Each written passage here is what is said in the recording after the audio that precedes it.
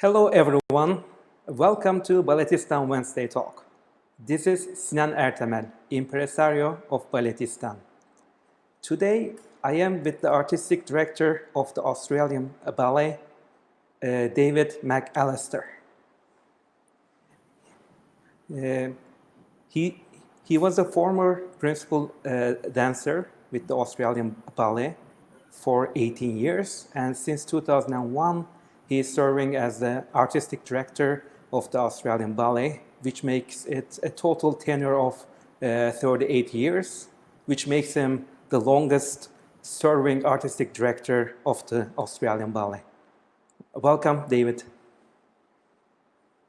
Hi, it's great to be here. So exciting to be across the world all at the same time.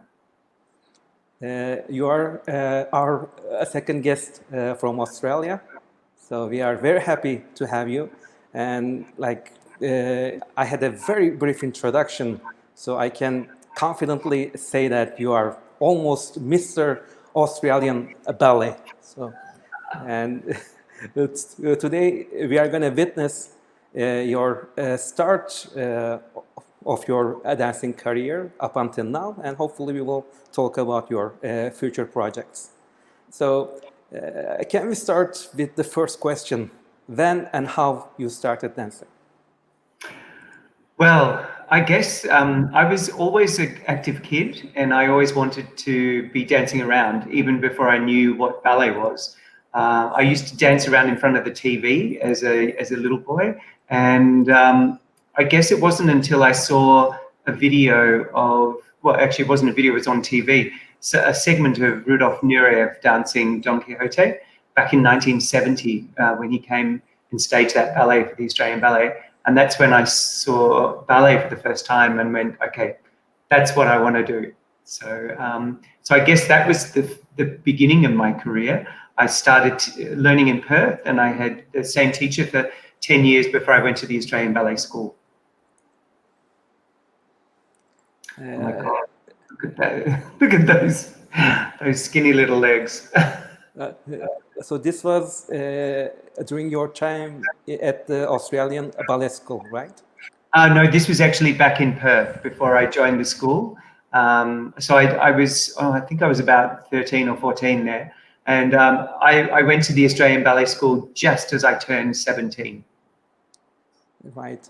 Can you describe your move from Perth to Melbourne and your time at the Australian Ballet? Who were your first teachers? So I auditioned for the Australian Ballet School actually at 15, and I got a place. And Dame Margaret Scott was the founding director of the ballet school, and she was still the director when I auditioned the first time. And I got a place, but my parents wouldn't let me go because they said I was too young, and they knew that I wouldn't concentrate on my schoolwork. So I didn't audition the next year, and Dame Margaret Scott actually rang my family and said, where was David? He should be in the audition. And they said, no, he hasn't finished school yet. So the following year, in 1980, I auditioned. And at that time, there were 3 other boys who auditioned in Perth, where I grew up on the west coast of Australia. And I thought, oh, I'm going to miss out this time because they were 3 really good dancers. And luckily, I got a place, as did the other 3 boys. And all 4 of us had careers in ballet. So I joined the Australian Ballet School in 1981. And my teacher initially was a guy called Paul Hammond. And we had 18 boys in our first year at the ballet school. And the year above us only had 6 men. So Dame Margaret Scott selected 7 of us to go and be pushed up into the next year. And so actually all the 3 boys I went with, Stephen Heathcote, Paul Mercurio, and Darren Spell, we were all chosen to go into the upper year. And at that time, the second year boys teacher was a guy called Bruce Morrow. And so we ended up having Bruce Morrow for the 2 years that I was at the Australian Ballet School. And he was a wonderful teacher, really great guy, fantastic for men. And he was a great partner as well. So he taught the pas de deux classes as well. So I had 2 of the most wonderful years at the Australian Ballet School. It was like, for me, it was like the alternate universe. Because when I was training in Perth, I was the only boy at my ballet school, and all the way through my academic school, I got bullied quite a bit for being a ballet dancer. So I went to the Australian Ballet School. There were all these other boys in the class. We had a fantastic male teacher because my teacher in Perth was a woman. She was wonderful, but I think having a male teacher made a big difference. And I was, I guess, exposed to a whole lot of other different styles of dance. So we did character or folkloric dancing. We did contemporary dance. We did partnering. And then we also did other subjects like dance notation and music appreciation and dance history. So it was really like I found my place and I found my people. And so I spent 2 wonderful years at the Australian Ballet School. And Dame Margaret Scott, who was the director, was quite a hands-on director, and she was quite a formidable woman. She was a wonderful woman. I didn't realize until later on that she was actually very compassionate and a very caring lady, but we were all a bit scared of her when we were at the Australian Ballet School. But I was lucky enough in my second year to be seconded alongside Stephen Heathcote into the Australian Ballet Company. So I actually skipped my graduation year at the ballet school and joined the company a year early. Right. That was my next question, your transition from a ballet school to Australian ballet. So you started with a Spartacus, and as far as I remember, you went up the ranks fairly quickly. So a corps de ballet, a coryphée, and maybe in like 6 years, you became a principal dancer. And in between, you also went to Russia for a ballet competition. Can you tell us about your experience there? Yes. So I guess I was really lucky. I joined the Australian Ballet at a time where the company was doing quite a big, I guess it was a time of change for the company. There had been quite a difficult time from 1981. There was a dancers' strike. And so 1982 was a year of sort of rebuilding. And then 1983 was the 21st anniversary of the Australian Ballet. So they were reproducing Laszlo Seregy's Spartacus, and they needed extra boys because the company actually just didn't have enough boys in the company to do the production. So Stephen and myself were seconded supposedly for 3 months to dance that production, and then we were going to go back to the ballet school and finish our graduate year and then hopefully get a job.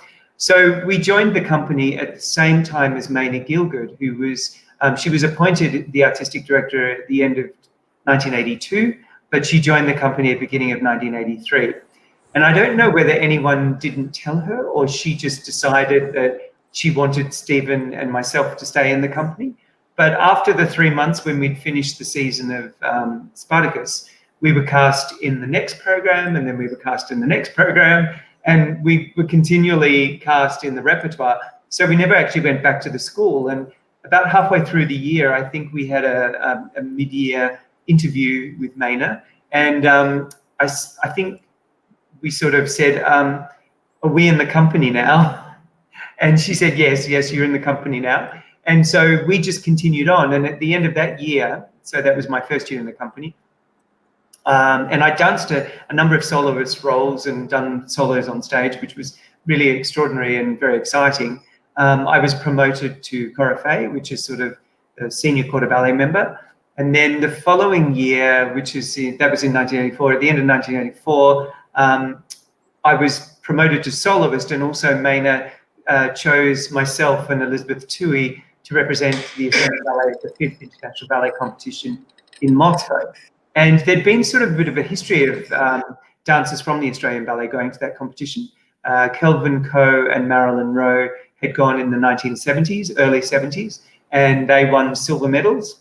And then in the 1975, I think it was, either 75 or 76, Danilo Radojevic, who was also a soloist at the Australian Ballet, he went and won a gold medal. And he very soon after that left the Australian Ballet and went to American Ballet Theatre, where he was a principal of the American Ballet Theatre spent most of his, well, the rest of his dancing career there. So we went along in 1985. We applied and we were received. And I was lucky enough to win a bronze medal. So I figure we had finally won the complete set of medals. And then, yes, that's me winning my medal in Moscow, wearing a very bad 1980s jacket that I thought was so fashionable at the time.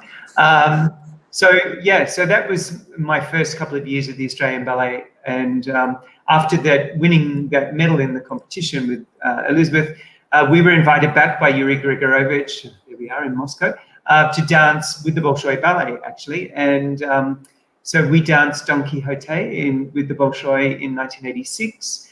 And then we went back again in 1987 and danced some gala concerts. And we did a performance of the Peasant Pas de Deux and Giselle at the Kremlin Palace.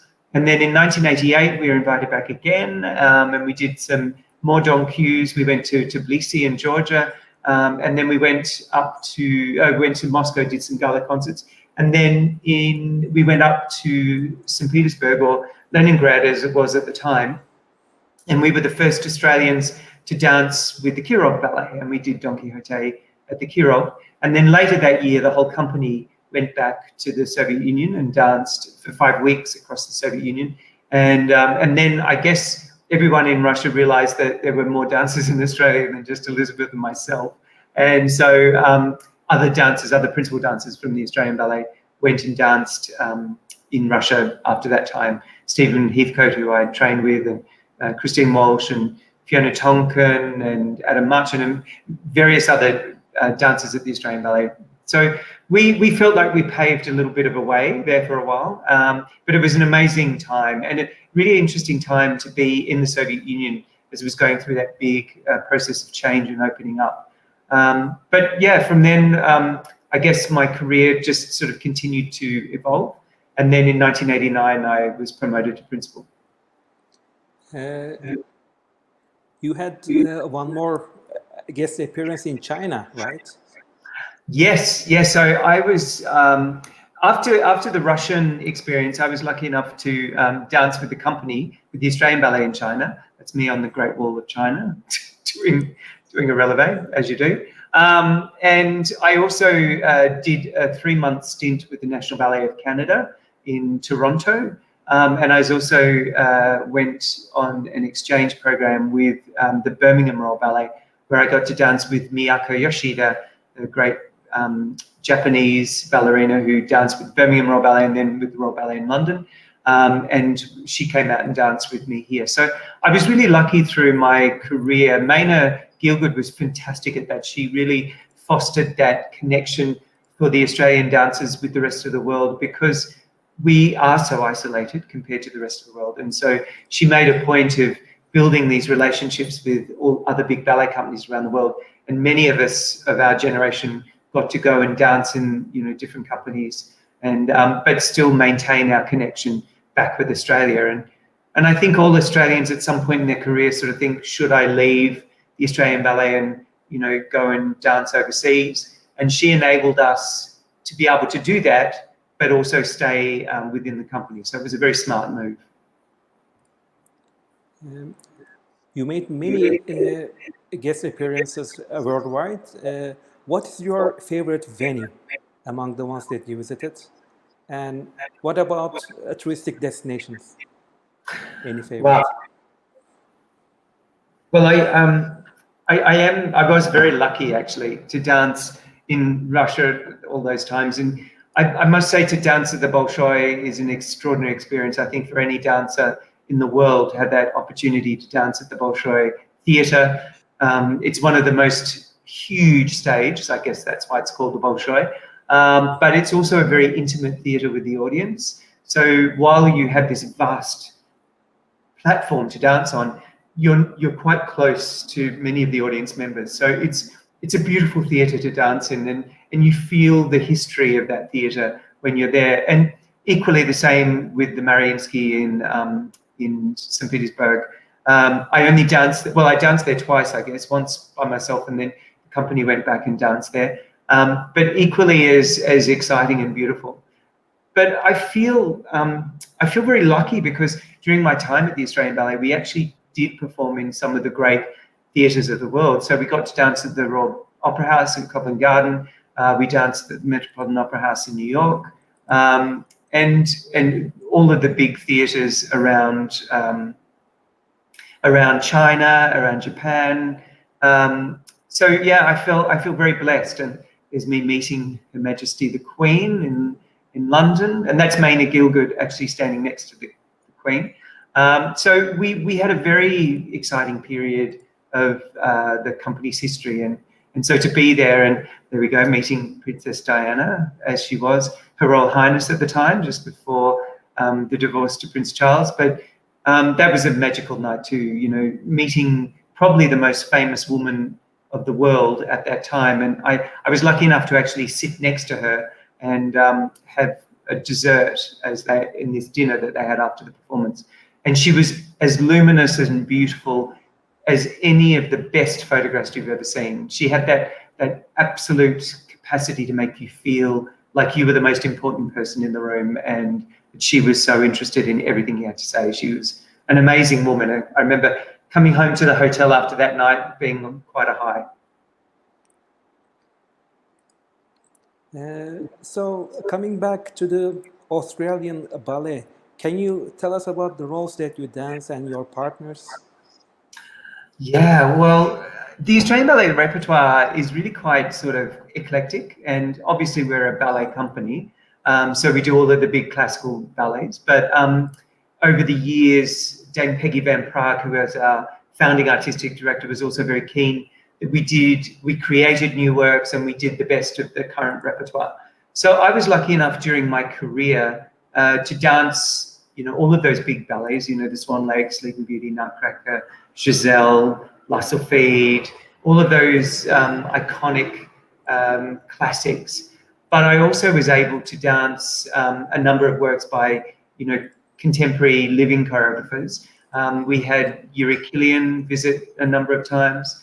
Oh, funnily enough, the picture you're showing is actually one of the works that was created for me by a very famous Australian choreographer, Graham Murphy, and that's with Stephen Heathcote in that photograph.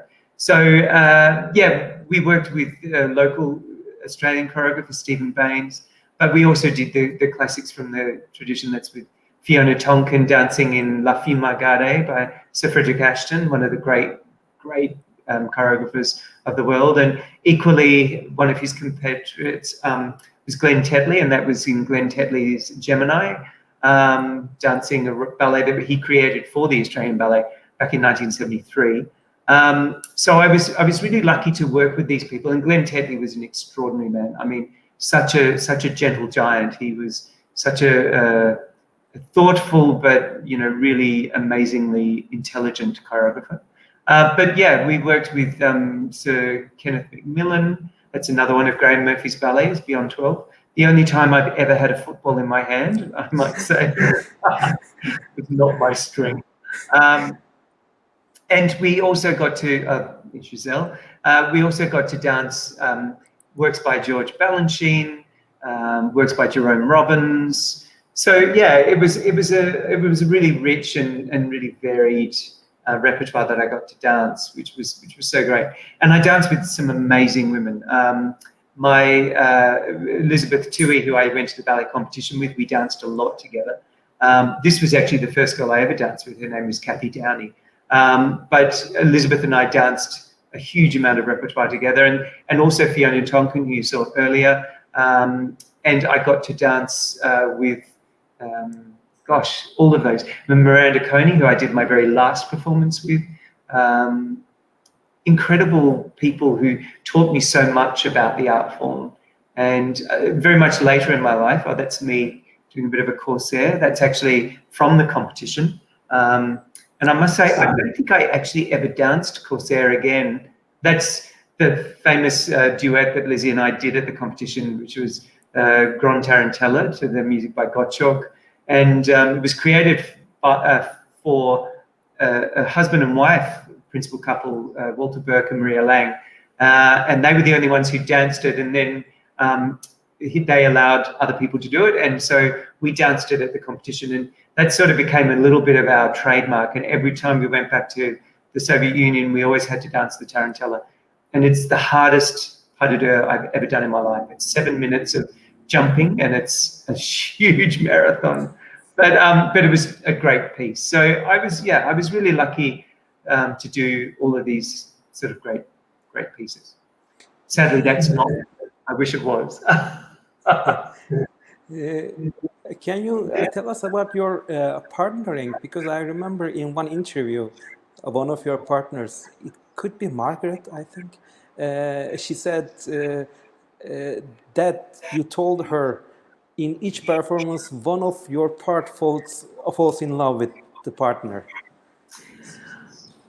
I think that's sort of the way it has to be. You know, I think, and I have a bit of a theory about this. I always think that the people that you dance with on stage, you have a relationship with. And the very best partnerships on stage aren't always people who are actually emotionally or, you know, physically involved with each other. It's often the people that you don't live with, that you don't have that sort of intimate relationship with, are the ones that are the most enjoyable on stage, because there's always that question of discovering each other for the first time and not ever knowing that other person fully. And so I was lucky enough. I mean, I had both experiences of dancing with people who I actually was in a relationship with, but also dancing with people I didn't have a relationship with. And I found that it was really exciting to have that sort of really exciting frisson with someone that you didn't really know, except in the form of dance. And I think it is the most intimate of things to do. I guess actors would have that same experience, that you go through so many emotions, you tell so many stories with these people, and yet it only lives on the stage. And I think that's wonderful. And I think when you are on the stage and you're doing Romeo and Juliet, you do fall in love and you experience that whole drama. And then, you know, you have to believe that you are going to commit suicide because of that person. And so I really do think for the audience to believe it, you have to believe it as well. So I do think, you know, you leave a part of yourself with your partner on stage. Looking your repertoire, you have a long list of major classical and neoclassical contemporary roles. Which genre is closer to your heart? And can you tell us what was the favorite role and why? Oh, yes. This is the question I always hate, because I remember when I was dancing, I used to think every role that I was doing at that moment was my favorite role. But to answer the first part of your question, I think as a dancer, I was always much more suited to the classical roles, only because I think that was just physically what I was better at.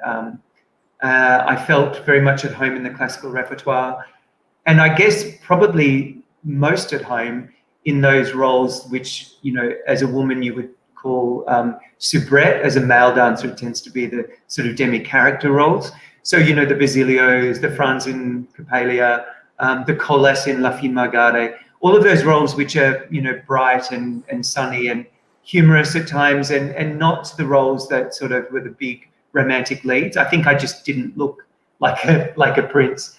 And I came to those more princely roles later on in my career, and I was actually told when I was a young dancer that I wouldn't ever dance those roles, but I think I probably just wore the directors down until they let me do them, because I really, really wanted to be the prince. You know, I wanted to be Albrecht, I wanted to be Siegfried, I wanted to be Florimund, and so I think I came to those later.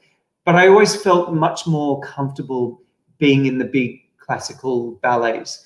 But I love doing the contemporary work, and I think the contemporary work makes you a better classical dancer. And I think if you have a really strong classical technique, you can actually do all of the contemporary repertoire that you want to. But for a dancer like me, it just took a bit of time to release and to just let myself go and to be sort of fluid in that way that you have to be in contemporary ballets. So that's, I guess, I erred towards the side of the classical. But when it came to my favorite roles, I think I'd have to say Romeo. Most people would think that I would be, like a Basilio, and I did. I love dancing Basilio. I love dancing Coles, and I love dancing Franz. But and I did a lot of Bluebirds. I did a hell of a lot of Bluebirds. But there's something about Romeo that there's that incredible capacity to go through the arc of the whole relationship. You start off as the young ideological poet almost. You're in love with Rosalind, and then you meet Juliet, and then you realize that you can't be together, but you have to be together, and everyone knows the story. And so at the end of the night, you really feel like you've had such an extraordinary experience, and it's physically taxing, it's emotionally taxing, and it's a great thing to do. I don't know that I was the best Romeo in the history of ballet. And in fact, if I was going to choose a role that actually I was probably better in, it would have been Mercutio. But sometimes, our best roles aren't always our favorites. So I think for me, Romeo was the role that I never thought I would ever get to do. And yet I did quite a number of times. So that I would say probably would have to be my favorite. Right, and you talk about the shiny moments on the stage, but you also had difficult times. Like you went through two career-ending injuries, but you somehow recovered that with your strong determination. And now we are going through like very strange and difficult times for dancers. Maybe it's a like different example, but like, can you tell us like how you motivated yourself at that time to be like back on the stages? Yeah, look, I was really lucky for the first part of my career. For 7 years, I had no injuries pretty much. Well, I had injuries, but nothing that stopped me from dancing. And then at 26, I was sort of struck down with a disc bulge or prolapse in my back. And it was right at the bottom of my back, L5S1. And at that time, it was 1989, it was an injury which really, it had been a career-ending injury for other dancers. And I wasn't atypical in the way I presented with it. And so it took about 4 months to actually understand what was going wrong, and then another 5 months to actually rehabilitate from it. And I do remember sitting in the cab with our doctor, and I was going to see a neurologist because there was a talk about whether they would do a surgery to get rid of the bulge. And I remember the doctor saying to me, "Have you ever thought of to do anything other than dancing?" And I basically said, "No, Ken, there's no plan B. We have to get this right." And luckily I had fantastic treatment. I had great advice. Maynard gave me the time to get it right, and so I did. And I got back in from the beginning of the injury to the end in 9 months, and then danced for another 11 years without it coming. Well, it sort of would tickle up every so often, but I learned how to strengthen my core and to work in a slightly different way that just spread the pressure of the mobility in my back across all of my joints rather than just that one joint. So that was a huge learning experience, and I think that really set me up for the rest of my career. And then when I hit 30, there was a lot of talented younger boys in the company, and I went through that crisis that I think all dancers do at that age, where I thought, oh my God, they're all so talented, and I've got to push harder and be better.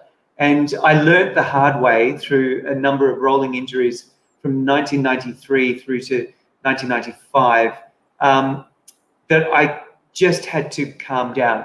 And the one that did that for me was when I tore my anterior cruciate ligament in my left knee, which was basically I had a surgery to reconnect, well, actually to replace that the ligament, and then spent a year rehabbing from that. And then I danced for another 6 years. So that's good, the good news. But it was the time that really set me up for realizing I knew if I did all the right things that I would get back to where I was. And I realized that the medical care of the Australian Ballet was something that was quite unique in the world, and the way that I was supported through that was something really important. And it also made me realize that I had a lot of time. So I said to the management, could you please give me some jobs to do around the ballet? Otherwise, I'm going to go crazy if I just watch daytime television all day. So during that time, I spent a lot of time working, in various other departments of the organization. I even manned the switchboard there for a while, which was frightening. And I'm still meeting people who I disconnected from when they rang the Australian Ballet. But it gave me a whole understanding of the bigger, broader organization. And I think that was the thing, that was the seed, I guess, for preparing for my next career. But I think going through injuries for any dancer is a terrible thing, but it's also the thing that makes you find the passion and the drive and the resilience to get back on stage. And from that, I think you become a better dancer. You learn more about yourself as a person, as a dancer. And I think in some ways, any major injury turns out to be a bonus. And that's what I learned through their injuries that I experienced. And also, I was lucky enough to have such extraordinary care. So I believe that at that time, like, you gained some interest for like behind the stage career. And I remember that you also obtained a degree on graduate diploma in arts and entertainment management.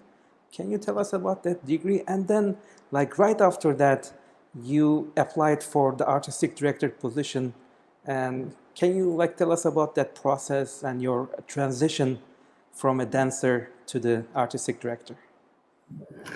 Absolutely. So I guess it was 1999, and I'd got back from all of my injuries, and I'd been dancing for a number of years. But in 1998, there was one experience that I wasn't cast in the principal role, and it made me sort of realize, okay, I'm 35, and this is starting to happen, and so I need to think about my next career. And one of my fellow dancers, Adrian Burnett, was doing the Arts and Entertainment Management, or he applied to do the Arts and Entertainment Management course through Deakin University, which in Australia is a university which really, I guess it sort of was one of the first to offer online distance education. And because we're a touring company and we tour all the time, I couldn't enroll in a course which was I'd have to go into lectures, across the year. So the Deakin course was a perfect option. And I thought, I don't know if I really want to be an arts manager, but I really was quite fascinated with the way the organization ran. And I thought, if I ever want to do something within a ballet company, this would be a great, adjunct thing. And I guess I'd learnt for all of these years, or I'd used my brain as in a kinetic way. So to do all of the kinetic learning that you do as a dancer. But I hadn't really done any text-based learning. I didn't even have a computer at the time. It was back in 1999.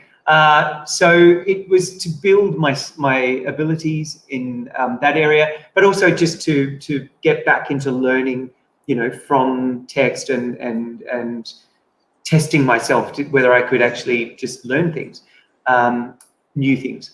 So I did that, and then in 2000, so I done my first year and went really well. And the second year, I started my second year. It was a 2-year course, and Ross Stretton announced that he had been offered the position as the artistic director of the Royal Ballet in London.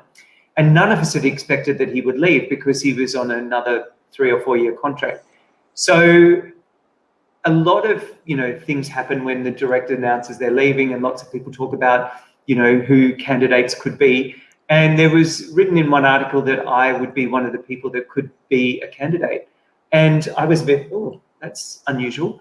And then I thought about it, and I thought, this would be a really interesting way to put into practice, I guess, some of the learning that I'd been doing through the course. So I spoke to a number of people, and the executive director and the chairman of the company at the time, saying, I'm thinking of applying, and I really didn't think I'd get the job. I thought it would be a very long shot for me to be appointed, but I just thought it would be a great way of building on the education I'd been doing. So I applied for the job.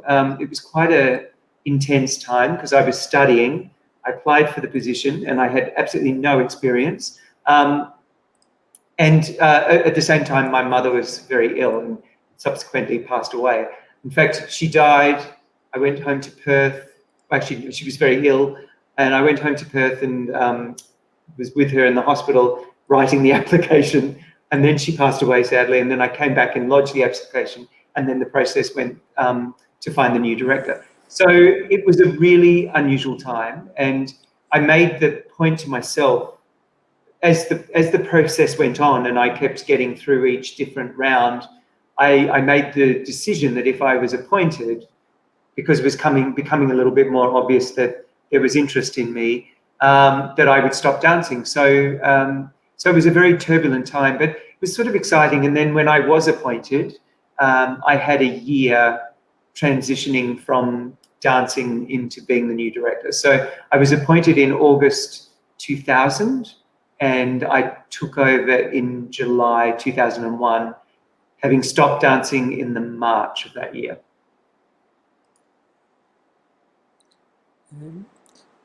As an artistic director, how do you choose about the repertoire of a season?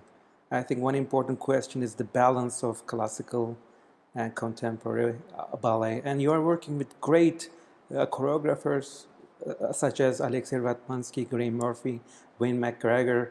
So can you tell us about the artistic process and a collaboration with other artists and dancers? Yes, well, I suppose when I was appointed, when I was applying for the position, it made me think a lot about, because I had no experience, I was asked to write a vision statement for the position. And I was lucky enough as a dancer to have worked with every artistic director in the company's history. So Dame Peggy Van Prague had chosen me to be in her production of Giselle when I was in the school, and I also worked with her in what turned out to be my graduation performance in Sir Frederick Ashton's Le Patineur. And then I worked with Sir Robert Helpman when he was a guest artist, and he also staged one of his ballets that I was in.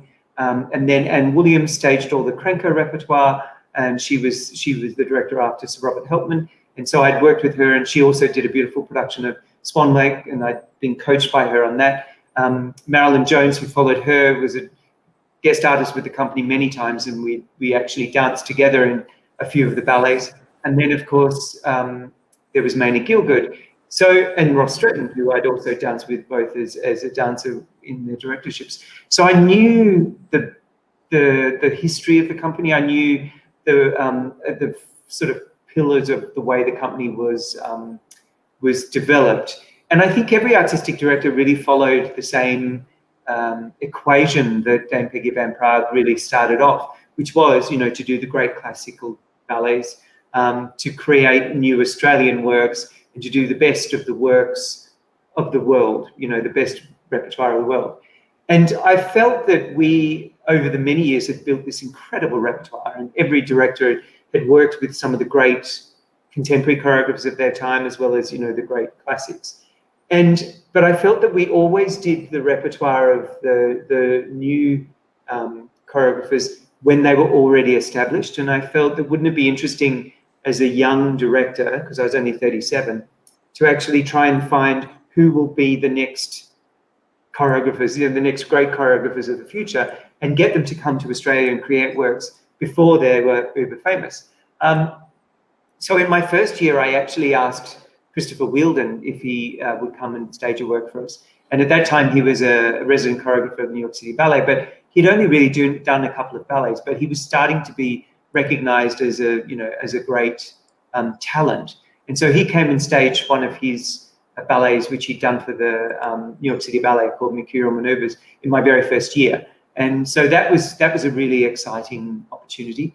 And I went on this tour of discovery before I took over. So after I stopped dancing, before I took over as artistic director, the company sent me away on this sort of world tour to connect with the world of ballet. And during that time, I saw Alexei Ratmansky's work. I think it was his first work he did for the Royal Danish Ballet, because he was still a principal at the Royal Danish Ballet at that point. And it was a really beautiful work. It was really interesting. So I got to meet him there. So that was a connection with Alexei.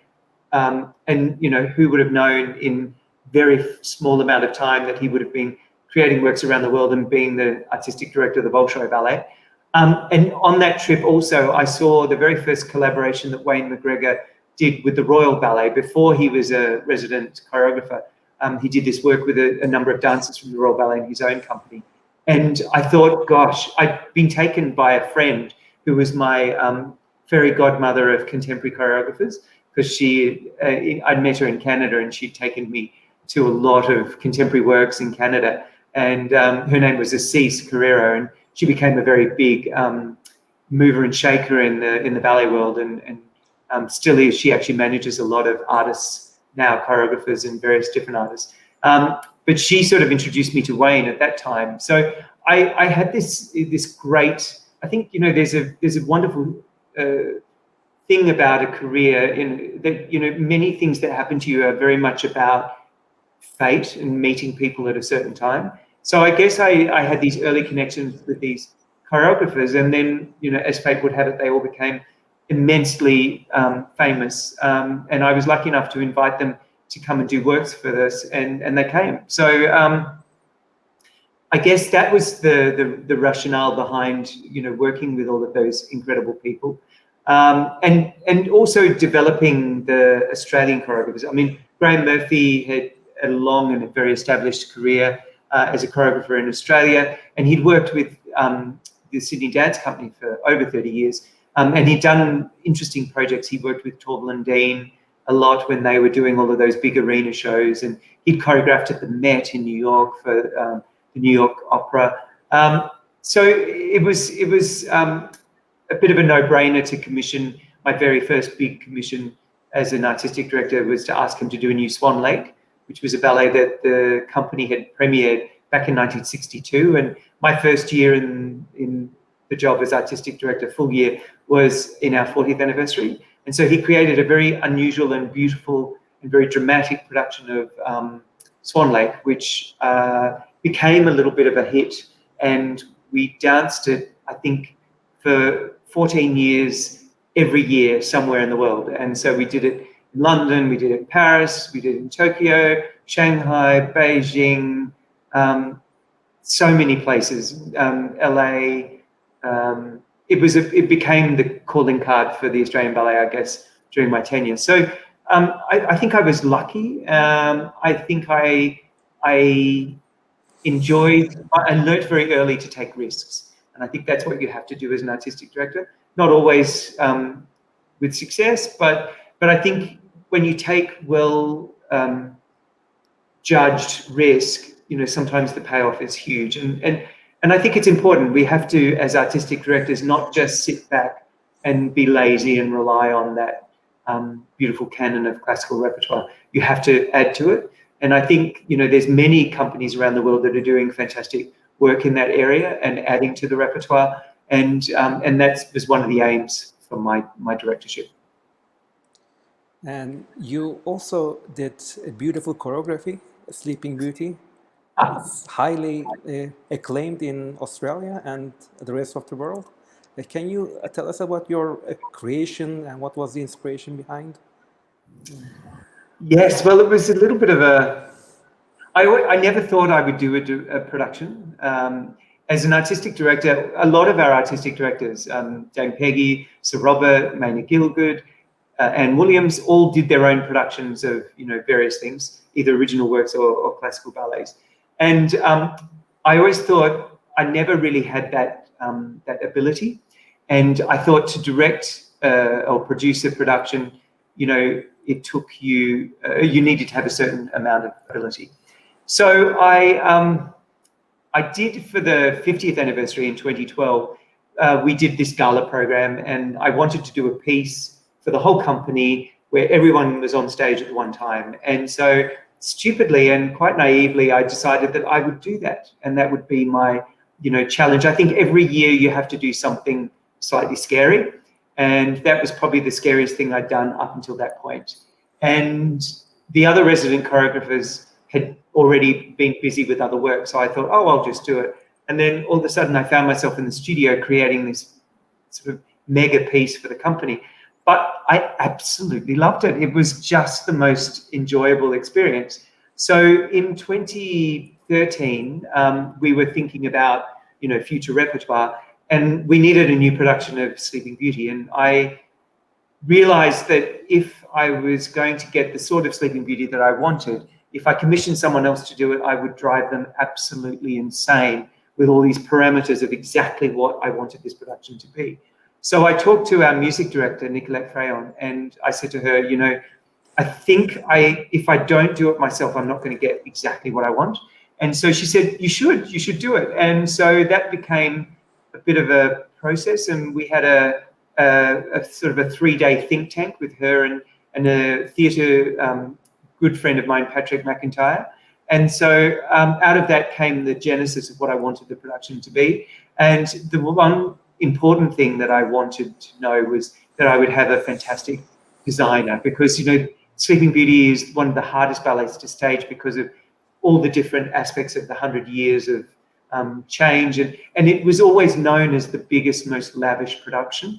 So I was lucky enough, on my 50th birthday, I had breakfast with Gabriela Tilesova, who's a Czech-born Australian designer.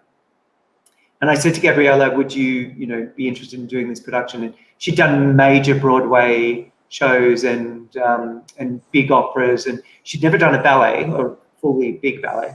And she said yes. So that was the best birthday present I got. And so we started working on the production, and so we did this mega Sleeping Beauty, and it was a 2-year labor of love. And I guess I wanted to do a very big, lavish, traditional production, but I also wanted to make it a little bit shorter, a little bit quicker, a little bit tighter, but also to have a bit of an element of the audience today. So I focus mainly on Aurora as the main character. Obviously, there's Caraboss and the Lilac Fairy who manipulate Aurora, but it was really her story. And that at the end of the day, I was watching the Crown, actually, the Netflix series, and there was that scene where Elizabeth, she gets the crown put on her head, and you really get the sense of the importance and the significance of this young woman being crowned as the future queen. So that's, I guess, what I was thinking all the way through The Sleeping Beauty, that this was the story of a young woman who became a monarch. And so, yeah, there was a bit of a women's lib sort of, in my head anyway, sort of slight skew to this production. As you said, it's a huge and lavish production. Can you tell us about your experience of convincing the donors and the sponsors, government agency? What sort of challenges did you come across coming from the art side and venturing into business? Well, I did say to them, it's going to be the most expensive production the company's ever done. And it turned out to be. We did top that afterwards. We did Christopher Wheeldon's Alice's Adventures in Wonderland was actually more expensive. But because it was going to be expensive, and I just said to them, if we do this properly, it's going to cost this amount of money. And we have an amazing director of philanthropy and giving at the Australian Ballet. His name's Kenneth Watkins. And he said, I'm going to raise you the money, or half the money, I think he thought at the time. And he went for the very first time. We'd never done this before. I know a lot of other companies have done it, but we'd never gone to our donors and supporters to ask them specifically to donate towards a production. And so we did for The Sleeping Beauty, and it became so successful. And we ended up making 70% of the production costs were raised through donation. And it's a fantastic model that we've used again in subsequent years. We did a new production of Spartacus in 2018, and the same thing happened. But it really helped galvanize, I think, the whole organization and also the people around the broader sort of family of the Australian Ballet to become involved in this production.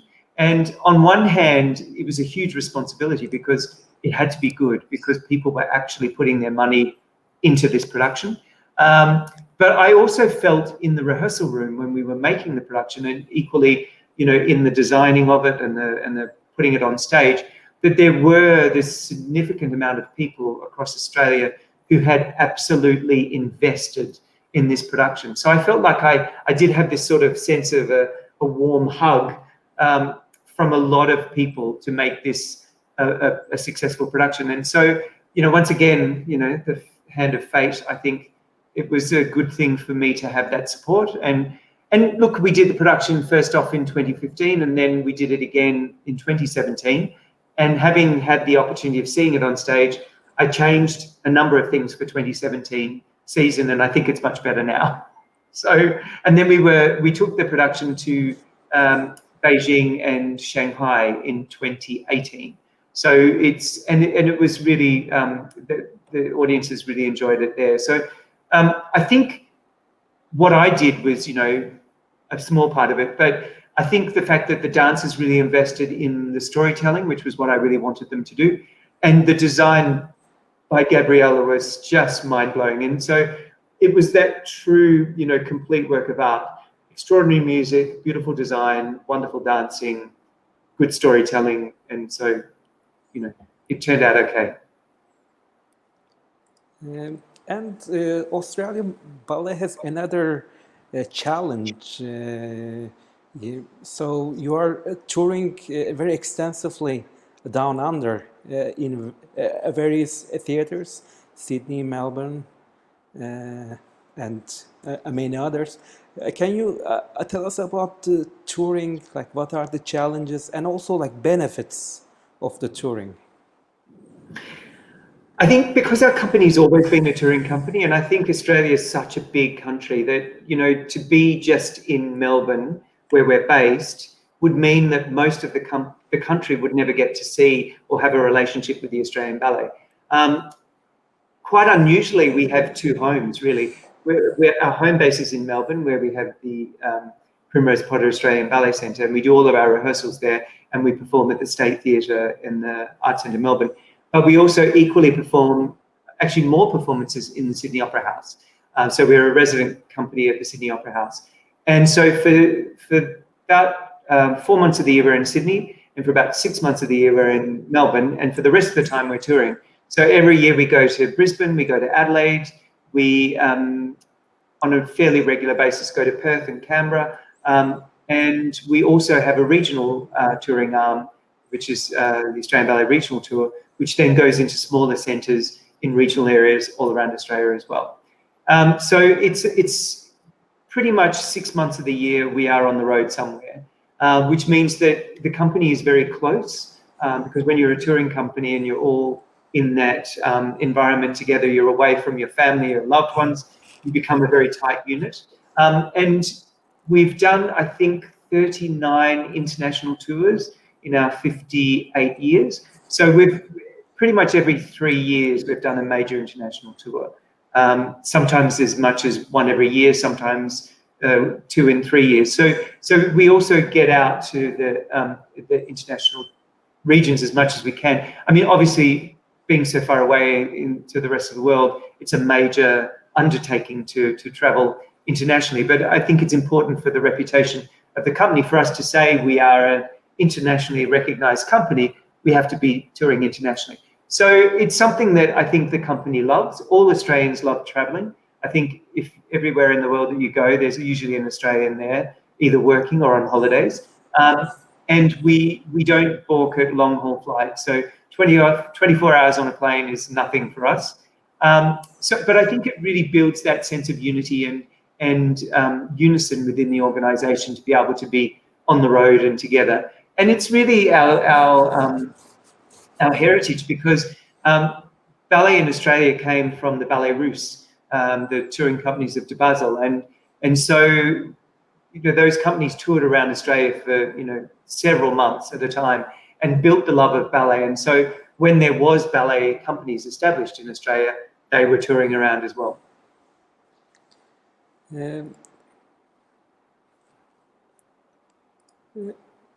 Australian Ballet is also one of the most followed company in the social media. So how do you reach your audience and how do you make ballet relevant in the 21st century? I think that social media was a bit of a gift for us because obviously, as I said before, we are in the most isolated continent in the world and the biggest island, but the smallest continent. And it does take us a long time to get to anywhere. Even our local area, New Zealand's only 3 hours away, but if you want to go to the Asia Pacific, you're on a plane for at least 10 hours. To get to Europe, it's a 24-hour flight.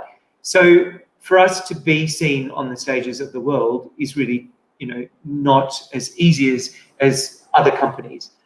So social media enabled us to reach out to a world stage, and we were fairly early in adopting it, and we were quite aggressive in making rich content, as they call it.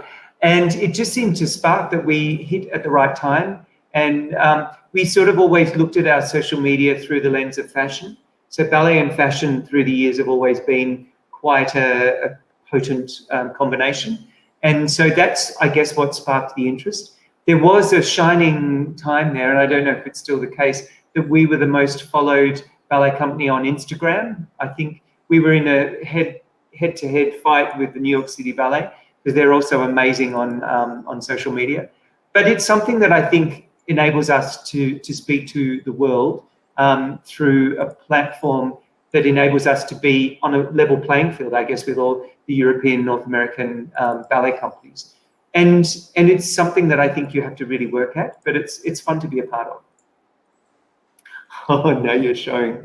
I can tell you a little bit about this. Or when we went into lockdown for the COVID-19 lockdown here, on the day that we were about to leave the ballet center, they said, oh, let's just film a few things that we can send out there, that people can do in their lounge rooms while you're, locked up. And so I did this quirky little thing about, how to learn a plie and a tendu and swing a leg and, do some stuff. And it became so successful that I ended up having to go in again and do another 6 episodes. So I think there's about 12 or 13 episodes of Dancing with David, which has become a little bit of a cult thing.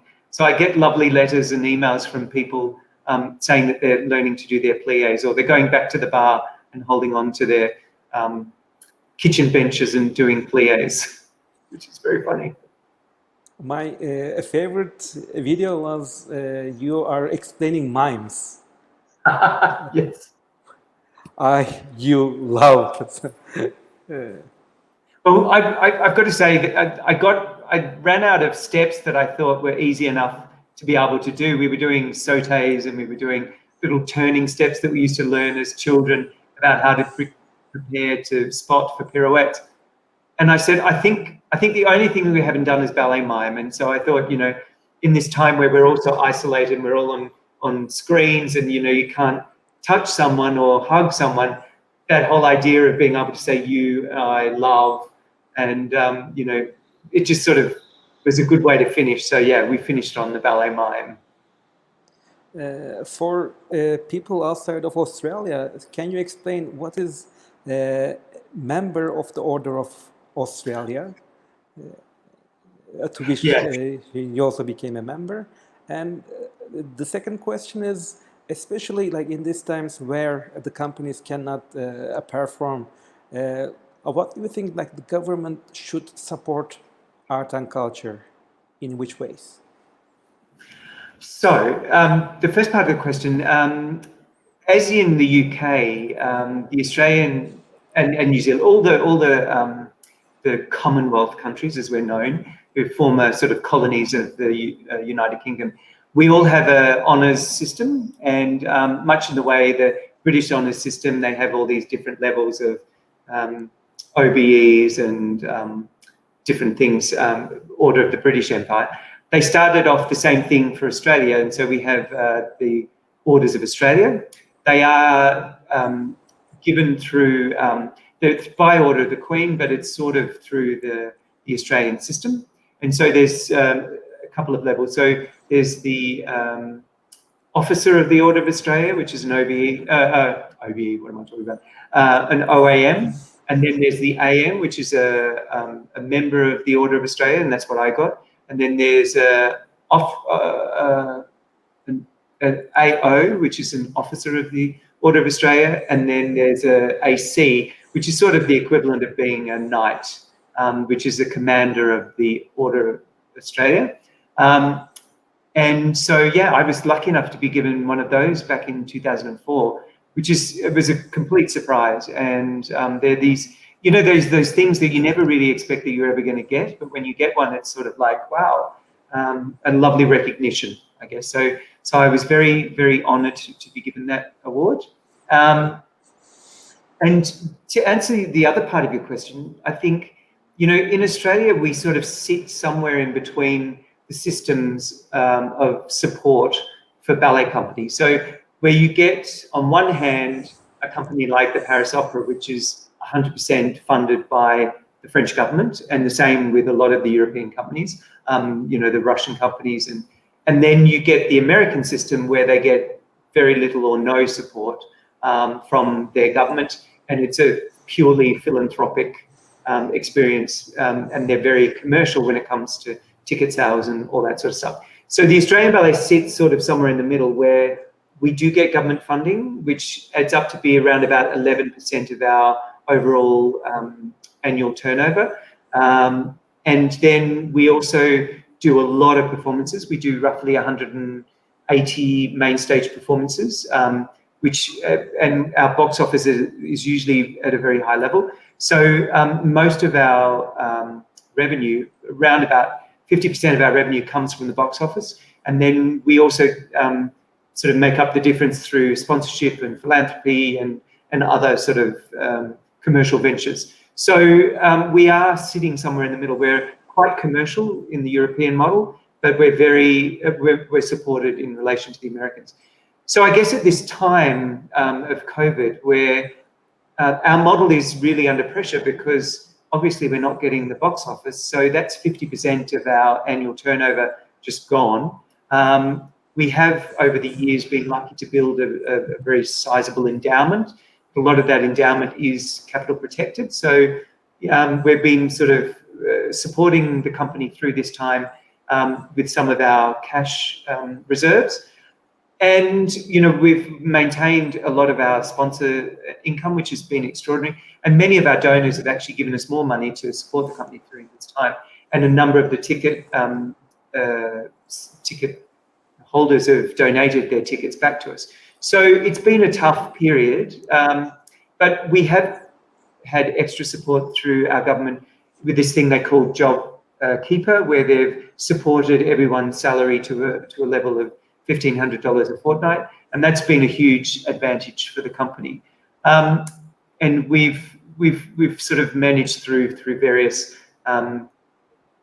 savings mechanisms to ensure that, you know, we don't churn through too much of our endowment, and the company still has a very strong financial base going into the future. But look, I think in Australia, sport is very important, and I think the arts sometimes arts and entertainment sit a little bit secondary to sport. So we were really thankful for the JobKeeper support, but I think, you know, there will have to be ongoing and elevated levels of support for the arts and entertainment area to be able to get into theatres again and get back to where we were, because we were the first industry in Australia, and I think around the world, to stop performing because of the social distancing and the gathering of people because of the pandemic. And I think we will be the last to get back to our sort of normal performance schedule because of that. So yeah, I think we've got a year. I mean, we've had a tough year this year. We've got a fairly tough year ahead of us. And I feel sort of pleased that I've been here for this part of this experience. I hand on to David Holberg next year, and I think he will learn very quickly the trial of fire, which is, you know, finding the balance between creative and artistic programming and the commercial realities of coming back from this pandemic. Let me come to more personal questions. Yeah. if you had not been a ballet dancer, what would you have done? So when I checked your Instagram account, I feel like you could have become a chef or Um, anything else. yes. Well, I must say, when I was dancing, and the times that I faced, possibly not being able to dance, I remember saying, I don't have a plan B. There isn't any second, opportunity for me here. So I think I was always destined to be in ballet in some way, and I feel very lucky and blessed to have gone from a dancing career into a ballet direction career. I would have, if I hadn't been a ballet director, I think I would have loved to be a ballet master or a repetiteur or something like that. I never thought of being a choreographer, but as it's turned out, I've actually sort of enjoyed that as well. I did study at school. I did a lot of visual arts, and I did apply, in case I didn't get into the ballet school, to do a fine arts course at UWA. But I knew that my artistic ability was always very much secondary to my dancing ability. So thankfully, I was lucky and I got to do the career which I think I was born to do, rather than probably something I would have been a bit second rate at. Regarding the COVID-19 pandemics, initially Melbourne did a very good job to control the pandemic, but recently maybe like the case numbers are increasing. So my question is about the quarantine, like how do you like spend your time? And my second question is about the company. How do you motivate the artist to be in shape and feel strong about all this? Well, I think you were right. I think the first lockdown that we did, which was 6 weeks from March through till, actually it was even a bit longer, I think it was more like 8 to 9 weeks, was a really unusual experience. And I think because the whole world was going through this, we felt we were part of it. And we sent everyone home with bits of vinyl flooring, and we started doing classes on these sorts of platforms. And it was sort of a little bit of an adventure for a while. And then I think for about the first 5 weeks, it was fine. And then we went through a bit of a slump. So we actually gave the dancers a week off and said, okay, this is your mid-season break. Don't do anything. We'll come back. And then we came back, and then it started to unlock. So within about the 10-week mark, we were bringing small groups back into the studios. So we brought groups of 5 back in, and there was a whole lot of COVID-safe procedures that we went through. But that was a really great thing to really spark up the dancers' momentum. And we did a lot of things online during that time. We had a sort of a mental health regime. We have a wonderful guy who looks after the wellness of the dancers, and he put together a whole lot of programs that we did alongside the physical and balletic training to just connect the company, keep them connected. We did class at the same time every day, and we did it all together. We didn't just send out a link and they did it at their own time. We gathered everyone together so that they felt like they were still communing as a company. And that's been working really well. And then we built up to groups of 10. And we were just about to go to groups of 20, which meant that we could have the whole company coming into work every day. And then we got to the second lockdown. And really, I think for us, it's been a lot of bad luck. There were some really stupid things that happened as we were unlocking. And it came basically from the international quarantine, because to come to Australia now, and a lot of companies, you have to quarantine for 2 weeks, which is the incubation period for the COVID-19. And through sort of,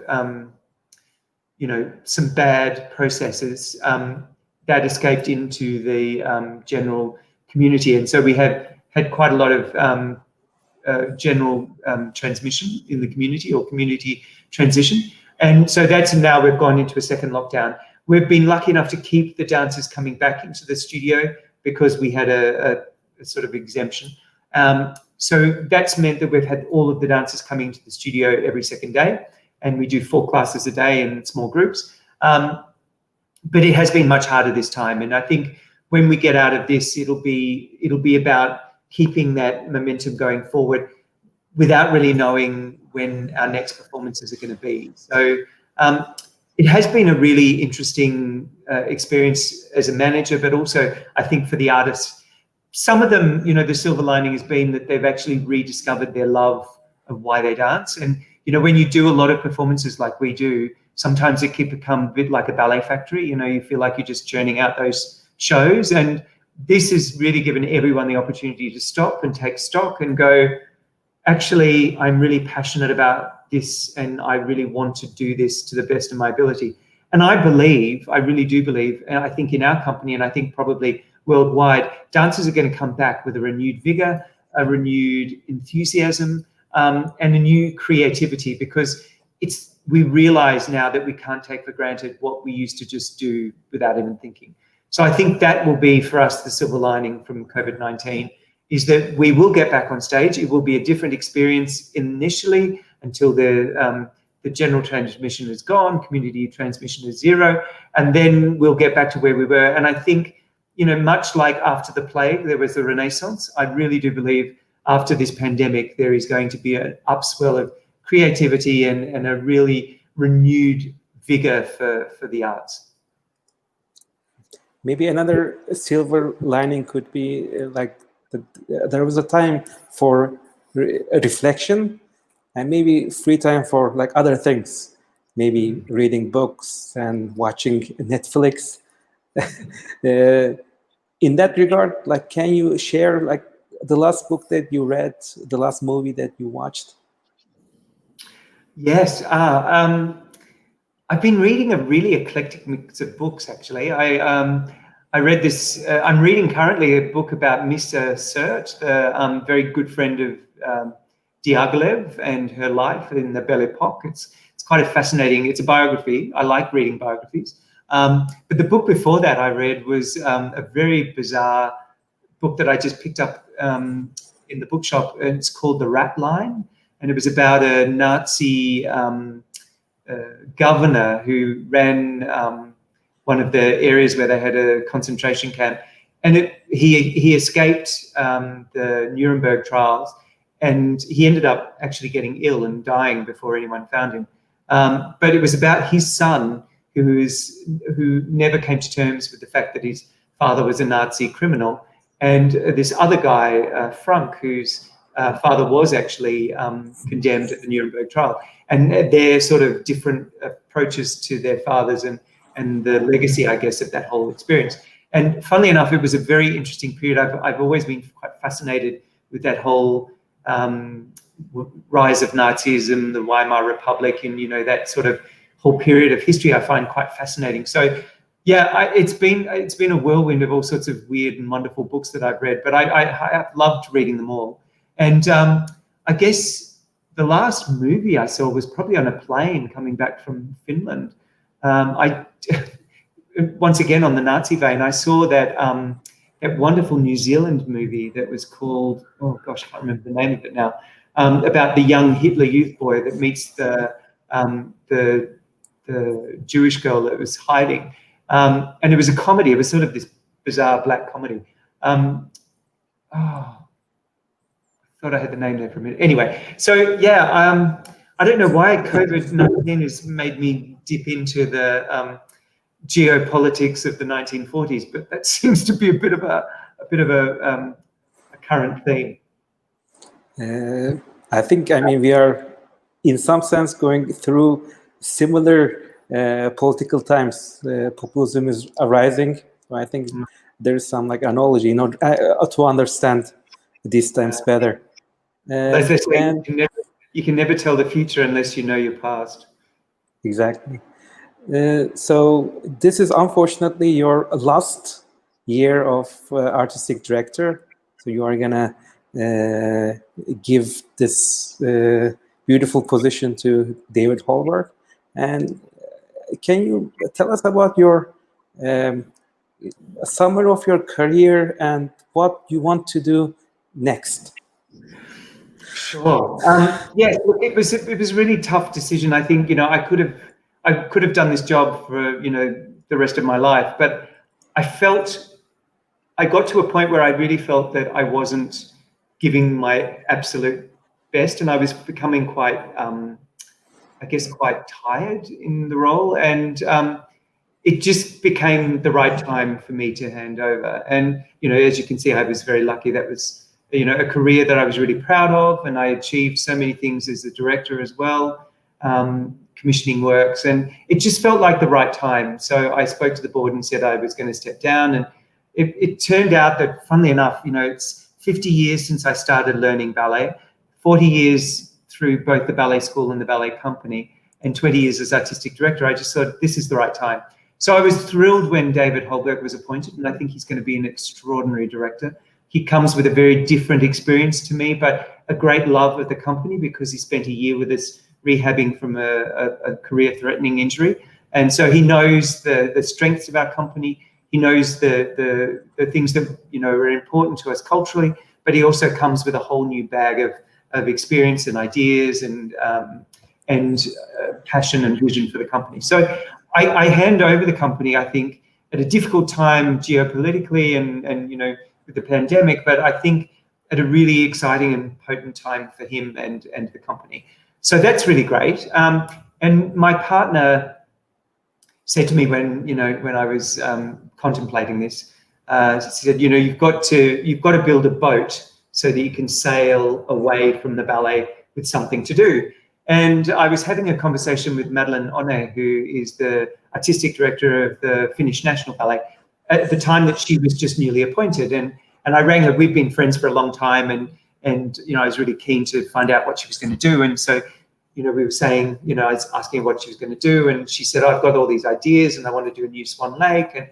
And we started talking about all the different versions of Swan Lake, and she said, well, I'd really like to, you know, after much conversation, she said, well, I really want a Swan Lake, sort of like what you did with Sleeping Beauty. And I went, I didn't pursue it, but I got off the phone and I said to Wesley, I don't know, was she trying to give me a hint? And he said, look, just write an email and say, I haven't stopped thinking about what you've said. Can I send you some ideas? So I did. And I sent an email with some ideas of what I thought, you know, an interesting Swan Lake would be. And then she wrote back, and then we phoned, and then we spoke. And cut a long story short, I put a pitch to her. She liked it, and so commissioned me to do a new production of a traditional Swan Lake for the Finnish National Ballet. So I'm doing that. That's my exit gig. I begin there in January. So I finish in December at the Australian Ballet, and I start in January with the Finnish National Ballet to do a new production of Swan Lake. And I'm working with Gabriella Tilasova, who designed the Sleeping Beauty for the Australian Ballet. So it's going to be beautiful, lavish, big, expensive, but good. And I wanted to make a production that really was quite specific to the Finns and the Finnish National Ballet. So we're setting it in a sort of a winter environment.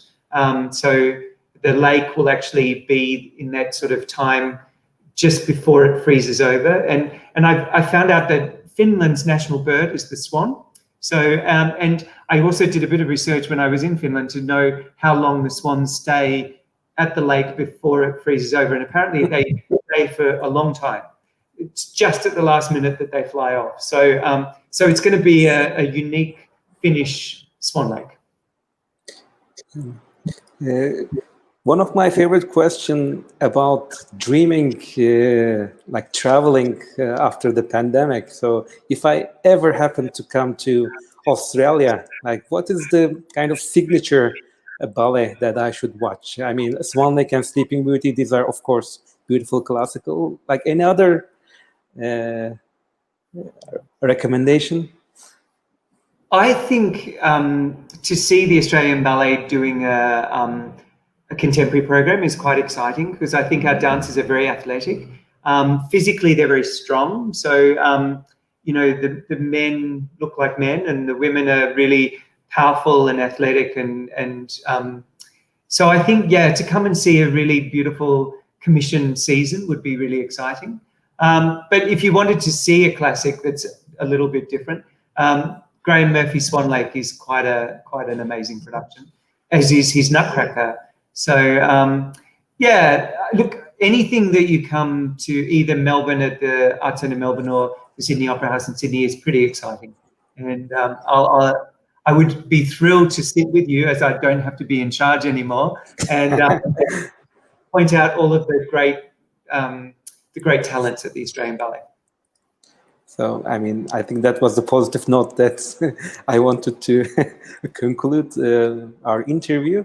It was a great honor and pleasure having you, David. Oh, thank you so much. It's been so lovely to talk to you, and I really admire your passion for ballet and what you're doing to spread the love all around the world. So congratulations, and I look forward to following your broadcasts. Thank you so much. A good night and goodbye. Thanks very much. Bye-bye. Thank you.